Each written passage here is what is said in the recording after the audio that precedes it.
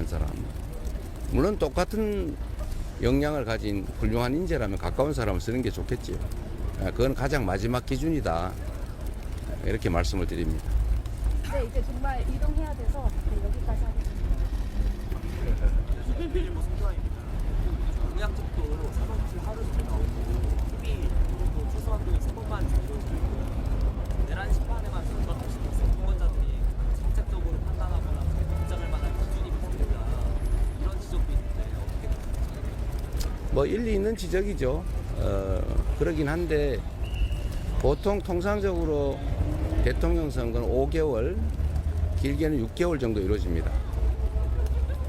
그런데 지금은 2달, 그것도 실제로는 한 50일 정도에 불과하죠.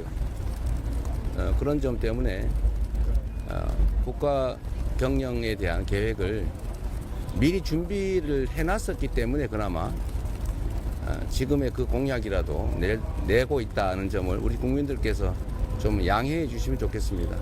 아예 공약 못 내는 후보들도 있지 않습니까? 네. 네, 여기까지 하겠습니다. 예, 여기까지만 하겠습니다. 그 후보님 이제 외교 문제나 이제 그런 관세 문제도 말씀을 해주셨는데 뭐 당선이 되신다면 당장 G7 정상회의가 있거든요. 그런 것도 좀 참석하실지 여부랑 오늘 한국은행이 기준 금리를 인하할 거니까 그만큼 경기 부양에 좀 시급함이 제기가 됐는데 경제 개화의 만남은 좀 언제쯤 생각을 하고 계신지 그렇습니다. 국제회의에 참석할지 문제는 지금 얽힌 게 너무 많습니다.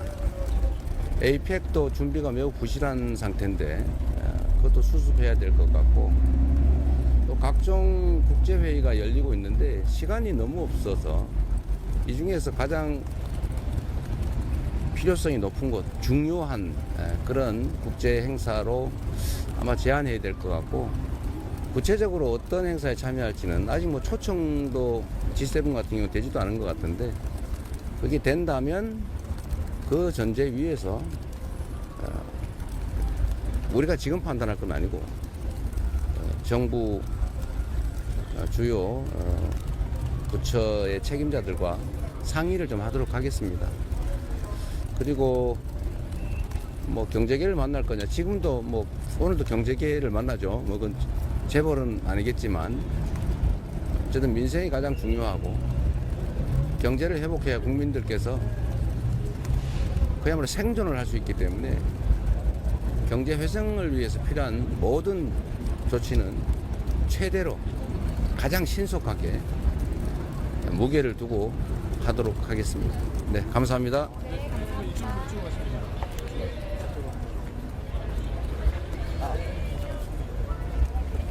그리고 언론인 여러분, 언론사 여러분, 각별히 부탁 하나 드리겠습니다. 대통령 선거, 뭐 다른 선거도 마찬가지죠. 이거는 국가의 운명을 결정하는, 국민들이 주권을 행사하는 신성한 민주공화정이 실천되는 장입니다. 객관적인 정보, 정말로 정론이 필요한 그런 상황입니다. 제가 어디서 보니까 51% 지지율하고 41% 지지율 그래프가 똑같던데, 그런 식으로 조작을 해서 아 이거 비슷하구나 이런 인상을 주려고 그렇게 왜곡을 하면 되겠습니까? 그리고 없는 사실에 대해서 누가 주장한다고 마구 쓰거나, 언론이 진실을 규명을 해서 진실을 보도하려고 노력을 해야지, 허위를 유포하기 위해서 허위 조작에 공조해서는 안 되는 게 당연한 것 아닐까요? 대부분은 뭐 전혀 그러지 않고 정론 집필하고 있지만 아주 특수한 일부 언론들이 그런 행태를 보이고 있는데, 그거는 어떤 계기인지 모르지만 민주공화국정의 기본적 원리를 훼손하는, 국민주권을 침해하는 그런 반공화정, 반민주적 행위라는 점을 각별히 유념해 주시기를 정말로 부탁드립니다. 이거는 이해관계를 다투는 게 아니라 우리 모두의 운명을 결정하는 정말 엄중한 국면이라는 점을 다시 한번 말씀드립니다. 언론을 당연히 존중합니다. 고맙습니다.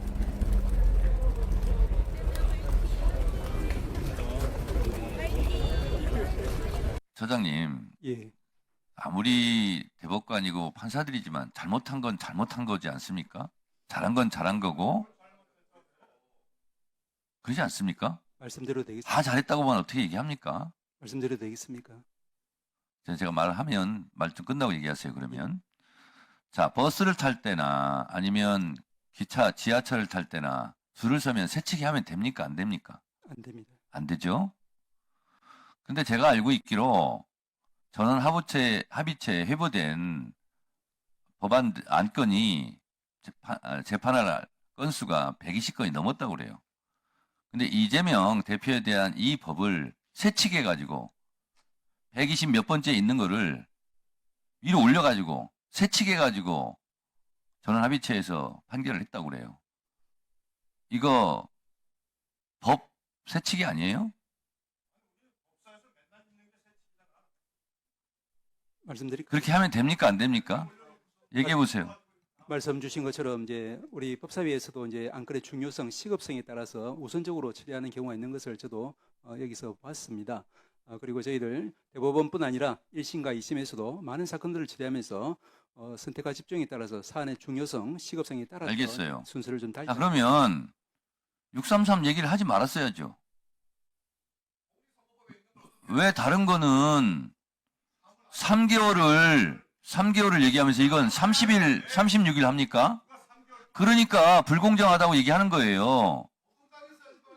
그냥 3개월 거기에 맞춰서 했으면 그렇게 했나 보다 하죠. 계속 633 얘기하면서 본인 스스로, 대법원장 스스로 얘기했던 633도 안 지킨 거 아니에요. 밑에 있는 거 쫙 뽑아 올려가지고 위로 딱 올려가지고 새치기 해가지고. 말씀드려도 되겠습니까? 그래서 우리 법원 행정처장님, 예. 그러면 지금 중앙지법 김주옥 부장판사를 비롯해서 판사들이 여러 명이 지금 코트에 썼잖아요. 그러면 그 판사들이 엄청나게 잘못한 겁니까? 제가 같은 판사들이잖아요. 입장이라는 건 알겠는데, 행정처장에서 공공한 입장이라는 걸 알겠는데, 국민 상식 안에 있다고 그랬잖아요, 법도.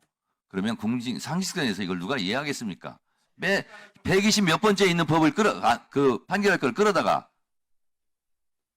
90일도 안 지키고 3개월도 안 지키고 36일 만에 그렇게 하는 것이 국민들이 봤을 때는 비상식적, 몰상식적이라고 생각하는 거예요.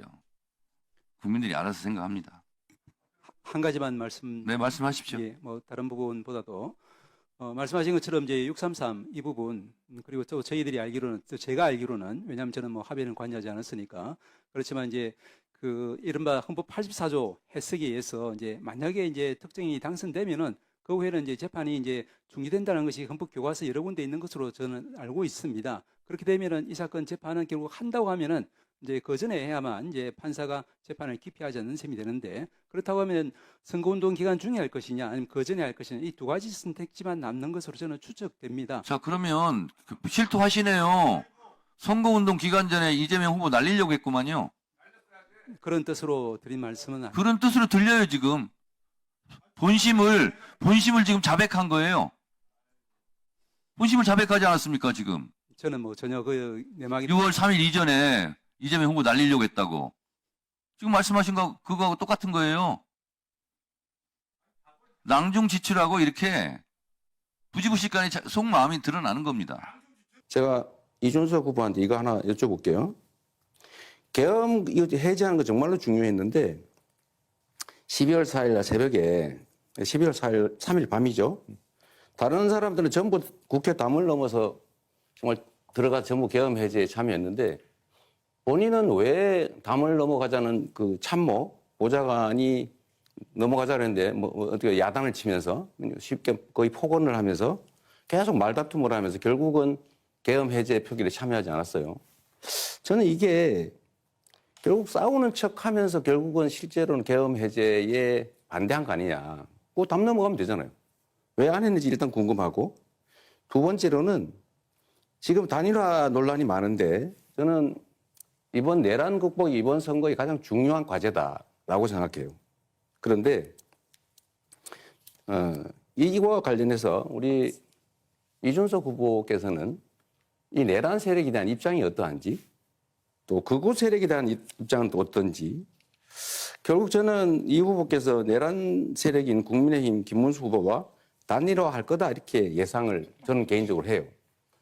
근데 당권을 주겠다든지 총리를 맡겨주겠다 이런 제안이 있었던 걸로 보이는데 단일화, 이 내란 세력 후보와 단일화 할 건지 궁금해서 한번 물어봅니다. 이거 뭘 또 거래를 하는 거 이런 거 불법 아닌가요? 저는 결국 이재명 후보가 음모론적이고 세상을 참 삐딱하게 보고 있다는 것을 다시 한번 증명하고 있다 이런 생각을 합니다.